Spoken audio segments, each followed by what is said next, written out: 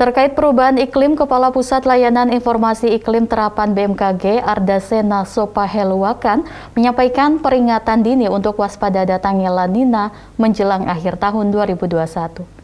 Realitas perubahan iklim dan juga kaitan dengan Kepala Pusat Layanan Iklim Terapan Badan Meteorologi, Klimatologi, dan Geofisika Ardasena Sopaheluwakan menjelaskan perubahan iklim. Perubahan iklim ini disebabkan karena meningkatnya gas karbon atau emisi rumah kaca yang berlebihan karena ulah manusia sehingga dampaknya akan dirasakan seluruh negara termasuk Indonesia. Himbauan itu disampaikan Ardasena dalam program Dialektika TVmu edisi Sabtu 23 Oktober 2021 pukul 19.30 waktu Indonesia Barat lalu. Tak hanya itu, BMKG juga melakukan upaya adaptasi dan mitigasi dengan memberikan layanan terhadap sektor yang terdampak perubahan iklim ini, terutama masyarakat. Selain itu, peran masyarakat untuk meningkatkan kewaspadaan dalam menghadapi multi resiko baik dari aspek cuaca dan iklim. Termasuk yang paling utamanya adalah layanan. Kalau dalam waktu dekat, mungkin beberapa bulan mendatang kita melihat, baru saja sebenarnya dirilis kemarin, kami melihat adanya potensi kejadian La Nina yang akan datang dalam waktu dekat hingga awal tahun depan, mungkin hingga kuartal pertama tahun 2022, yaitu biasanya keadaan yang berasosiasi dengan kondisi yang lebih basah daripada biasanya. Memang yang berkontribusi terhadap sumber dari perubahan iklim ini, yaitu kita tahu itu adalah emisi gas rumah kaca yang berlebihan. Itu kan dalam sejarah berjalannya itu kan mayoritas adalah negara-negara maju sebenarnya. Dan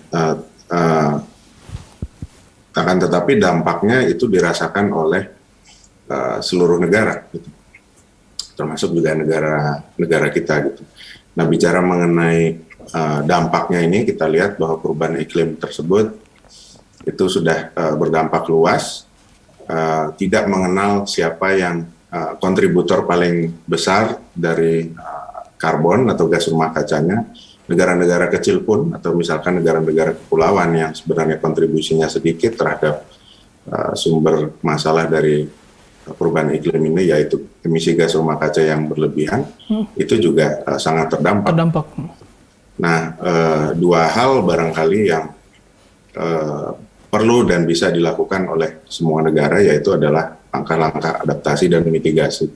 Nah, peran BMKG di sini, kita juga membantu dalam hal, tugas utama kami adalah memonitor bagaimana evolusi iklimnya, sehingga langkah-langkah mitigasi ataupun langkah-langkah adaptasi tersebut mendapatkan referensi atau dasar ilmiah iklim ekstrim.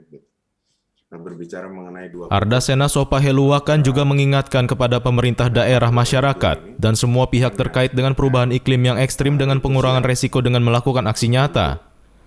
Dengan bersinergi dengan semua pihak baik secara adaptasi agar bersiap segera untuk melakukan langkah pencegahan dan mitigasi terhadap peningkatan potensi bencana hidrometeorologi seperti banjir, longsor, banjir bandang, angin kencang ataupun terjadinya badai tropis. Yunus Priyonggo memberitakan.